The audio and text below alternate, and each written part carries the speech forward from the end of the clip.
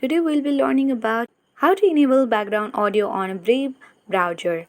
So first of all, you have to open the Brave browser, and if you want to play any audio on background, then how can we do is simply you need to open the browser, and suppose I have YouTube opened on this browser, so you need to select any audio or video. Then after that, tap on three dots at the bottom right corner of the screen.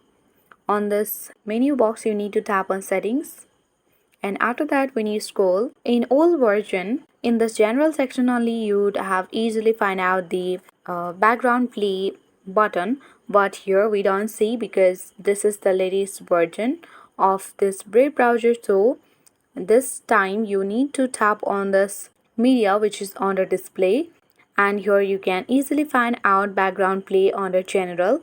So you have to toggle on this background play button, so this allows audio to play when you switch to another tab in Brave or another app or your device screen is off.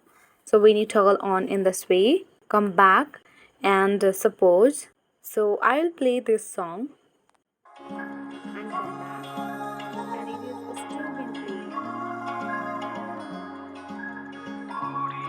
So as you can see that the background audio has already been enabled on Brave browser.